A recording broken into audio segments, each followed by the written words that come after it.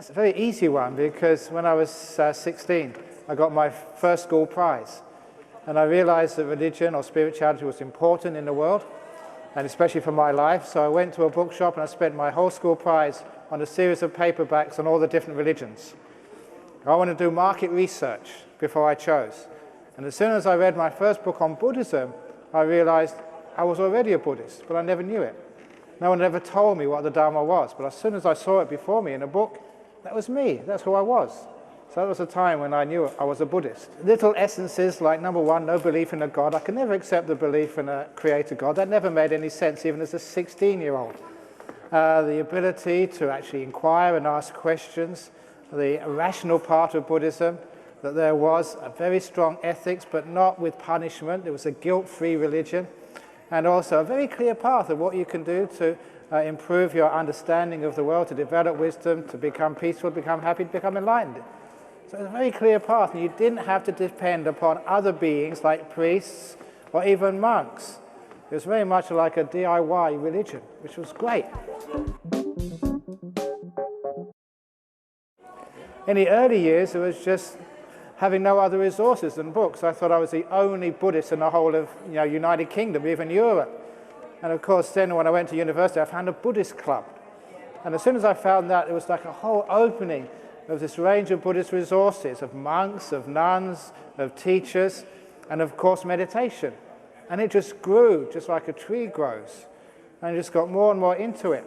I remember sometimes at university just thinking, this is the greatest meaning I had. I was doing theoretical physics, so finding out the nature of the universe and its origins and the fundamental particles, which was great, but nothing really was as good as investigating my own mind and finding out how it worked and finding out how it made you happy. And I remember one seminal experience which led me to being a monk. And I had a girlfriend at the time, and I was sleeping with her. And I remember I just had sex with her maybe about a week or two before I started a meditation retreat. And then I got into a deep meditation, which is a bliss better than sex. Meditation was better than having sex with your girlfriend. And that blew me away. My first thought was, why didn't anyone tell me about this before?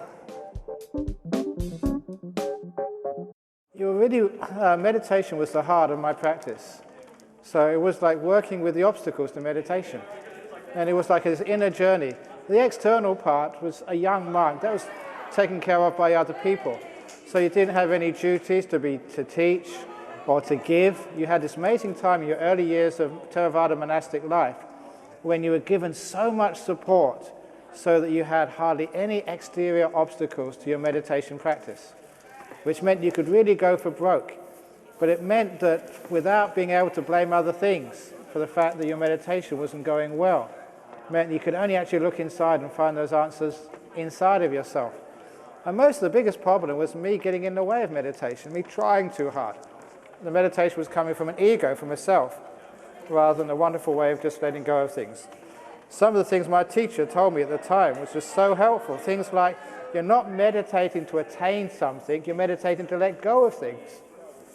And for me, it's always trying to get something until you get the message that no, it's about letting go of that whole movement inside the mind of trying to crave, to get, to want things. And as soon as you stop wanting things, everything came to you.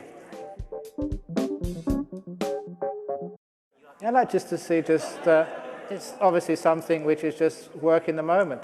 To see sort of Buddhism, see the Dhamma sort of grow in this country, especially in Australia. And I'm committed to this country now, and to see it grow, because it's given myself just so much happiness, so much meaning, so much peace, that it's natural you want to share that with as many people as possible. And so it's happening. So you can see like Buddhism, the Dhamma grow.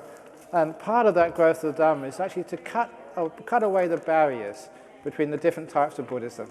Because that is just anachronistic. That is just past its use by date. We're Buddhists, and that's good enough. And take away, again, the gender discrimination in Buddhism, which I've been working very hard to do that by doing a bhikkhuni ordination.